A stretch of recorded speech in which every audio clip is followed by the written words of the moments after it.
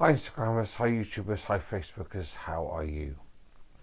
So the Queen has died and Britain now faces a period of mourning. Britain and Northern Ireland faces a period of mourning. Um, the Queen has been moved down from Edinburgh to Buckingham Palace. Her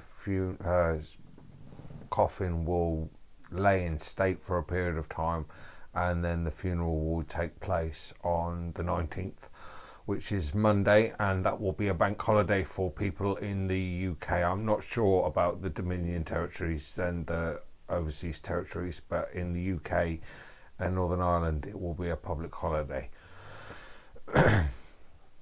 Whatever way you cut it, there are tens of millions of people in the UK who are mourning her loss. 86% of the British population have only known one queen. It's only a fraction of the population that have known of a king reigning, and now we have a new king, Charles III. The pageantry was pomp, as proper, as the British do. It hasn't gone away seamlessly. There has been incidents where Republicans have been arrested, which is not what you really want in a democracy. They should be allowed to say what they want to say, whether we like it or not. It's their right. It's their right. We live in a democracy. People shouldn't be arrested for saying "not my king" or writing things on bits of paper and shouting at the Duke of York, Andrew. That was going to happen, no matter how you cut it. At some point, that was going to happen from a member of the public, directed at the Duke of York, Prince Andrew. I don't see how they could have planned otherwise. That was going to happen. The way the lad who did it was treated was not exactly contemporary, again, with a modern day democracy. I have some interesting takes on the monarchy. I don't know if I should share them in this video. I want to, but I don't know if I should. I'll share some of them. I am a socialist. My core politics are socialist, but you may associate most socialists with being Republicans. I'm not. I'm not a Republican. Now, I don't believe in the hereditary rights of kings. That's all nonsense in a modern day society. And I don't believe in the divine right of kings and queens either. So we're not going back to pre-Charles I days in my book. But I do believe and kind of like some form of monarchy, whether that's elected or appointed. I do kind of like it for a number of reasons. It kind of works. The top 5 most progressive, democratic, socially cohesive and developed countries in the world are constitutional monarchies. They are parliamentary democracies and constitutional monarchies. I'll name 3 of them off the top of my head: Sweden, Norway and Denmark. Whether you like it or not, whether you're a socialist or not, you have to give a tip and a nod to the constitutional monarchy system, simply because it works and it stabilizes countries. Now, in Britain, we've been through a number of historic changes. Decolonisation, the Northern Ireland Civil War, because it was a civil war and it permeated into the UK. We've had our incidents, but the government and other parts of the government haven't gone to war with each other in this country since the 17th century. And our style of constitutional monarchy that a lot of other democracies around the world adopted works. It creates stable governments. It creates a system where the power structure can't collide with itself and row with itself, because it has an overarching governance or system of not control. What would you call it? Representation. That is apolitical for a start, so it doesn't take a political side.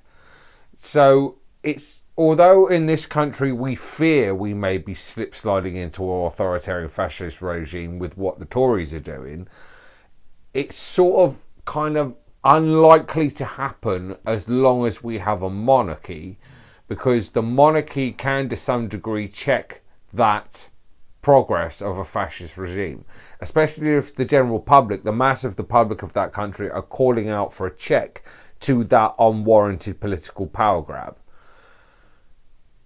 Yes, it's also true that monarchies can also give that political power grab a face that makes it more pleasing and palatable to people and then helps it slip into power.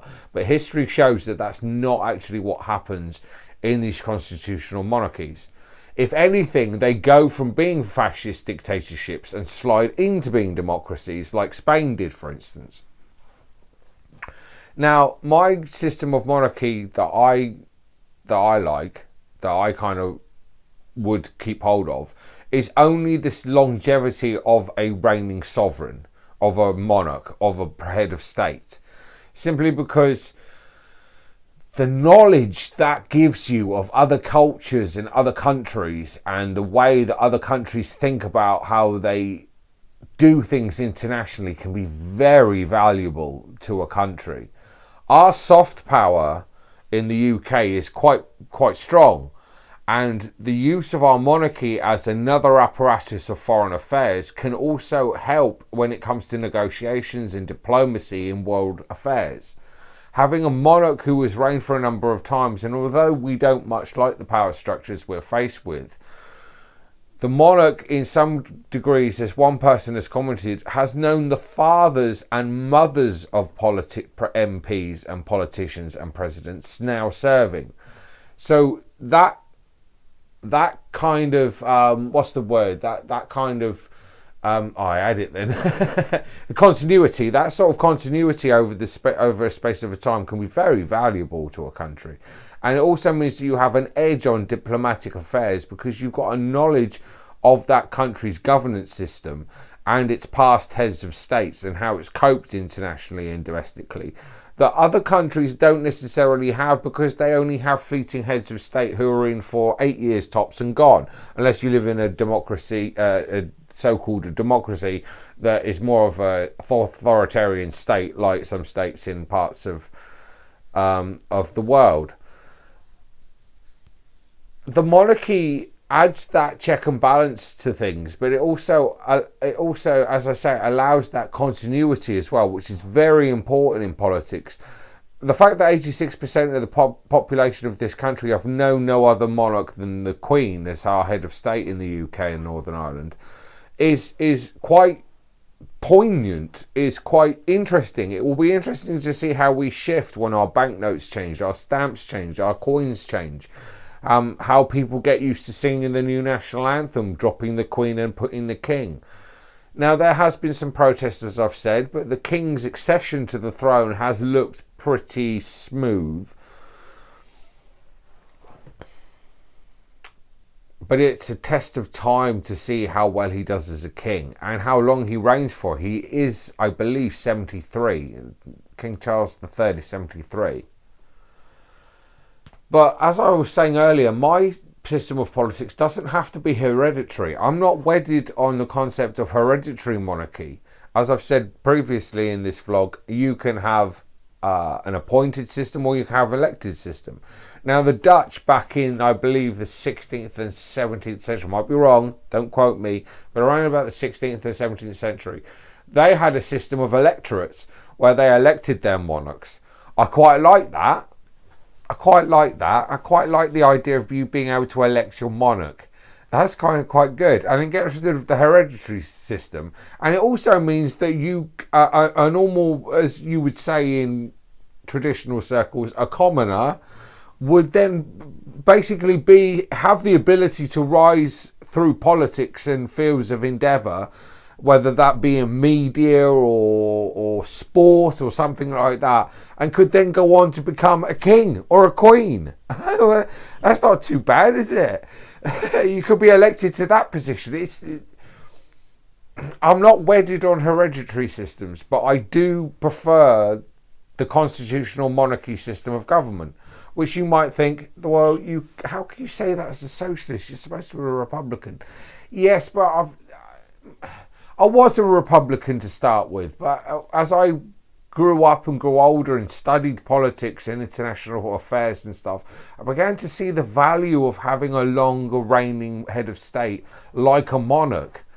Because, as I've said, the ability it gives you in international politics is the spectrum and the range it gives you is quite phenomenal, And I think, and that continuity of history as well, it goes back to the hereditary system, yes, but you can have the system of monarchy, the trappings of monarchy, but not necessarily having to have the hereditary system. You can still have someone elected to that position. They would just be an elected king or elected queen.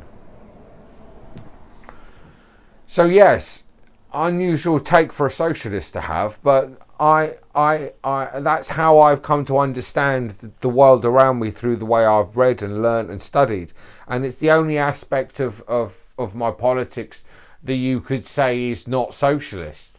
I am not a Republican. I was for a brief while, but I'm not anymore. The most unstable democracies in the world are republics. America is one of them. America has more chance of imploding and falling in on itself and being taken over by its military government or some sort of quasi-fascist government than Britain has, theoretically speaking. If we theorise and project into the future, America has more of a chance of that than we do. One of those reasons being because we have a monarch.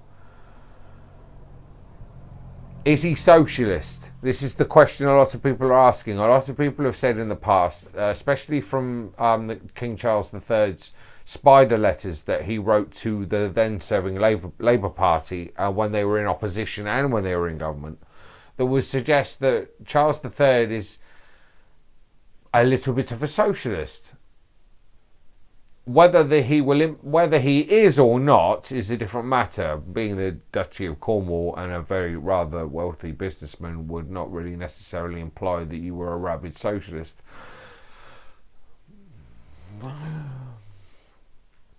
So the Queen has died. God save the King. It's a day. It's going to be mourning. Everything's going to close on Monday, apparently. I don't think the country should grind to a halt. I can understand people suggesting they're showing their respect and everything, but whether the country should grind to a halt more so than it normally does on a bank holiday, I don't know.